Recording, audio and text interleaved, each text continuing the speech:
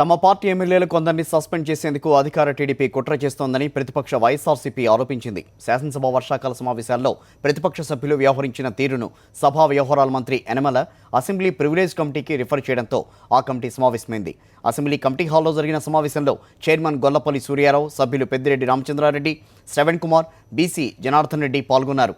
ప్రత్యేక హోదాపై అసెంబ్లీలో చర్చించాలని ప్రతిపక్షం పట్టుబట్టడంతో సభ స్తంభించిన అంశానికి సంబంధించిన వీడియో ఫుటేజ్ని కమిటీ పరిశీలించింది. సభలో తమ పార్టీ శాసనసభ్యులు గీత దాటలేదని, అయినప్పటికీ మంత్రి యనమల ఉద్దేశపూర్వకంగానే ఫిర్యాదు చేశారని ప్రివిలేజ్ కమిటీ సభ్యుడు వైఎస్ఆర్సీపీ ఎమ్మెల్యే పెద్దిరెడ్డి రామచంద్రారెడ్డి ఆరోపించారు. గతంలో టీడీపీ ప్రతిపక్షంలో ఉండగా చంద్రబాబు ఆదేశాల మేరకు ఆ పార్టీ ఎమ్మెల్యేలు పలు సందర్భాల్లో స్పీకర్, గవర్నర్పై దాడులు చేశారని పెద్దిరెడ్డి గుర్తు చేశారు. కమిటీలో చర్చ జరిగిన తీరును బట్టి తమ పార్టీ ఎమ్మెల్యేలు కొందరిని సస్పెండ్ చేయాలి అనేది అధికార టీడీపీ ఎజెండాగా పెట్టుకున్నట్టుగా ఉందని విమర్శించారు ఆయన.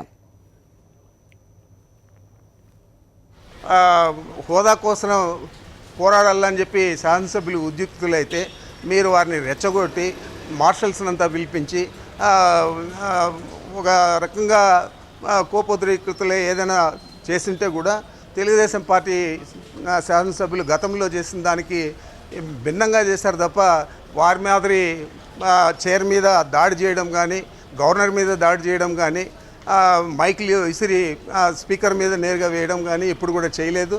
ఇది 5 కోట్ల ఆంధ్రుల కోసం ప్రత్యేక హోదా కావాలని మేము డిస్కషన్ కావాలని అడిగినాం తప్ప మేము స్టేట్మెంట్ ఇస్తాము, మేము చదివేసిన తర్వాత మీకు 1 నిమిషం కూడా టైం మేము సభ అడ్జర్న్ చేసి వెళ్ళిపోతాము అంటే మేము దానికి ఒప్పుకోకుండా ఇది జరిగింది తప్ప ఇదేదో పెద్ద దాడిగా చిత్రీకరించి ప్రివిలేజ్ కమిటీకి రెఫర్ చేసి ఈరోజు ఈ సమావేశాన్ని నిర్వహించారు. డిస్కషన్ చేసినాము. కొంతమందిని వారు ఐడెంటిఫై చేయడం జరిగింది. ఎంతమంది కూడా తెలియదు, కొంతమందిని చేయడం జరిగింది.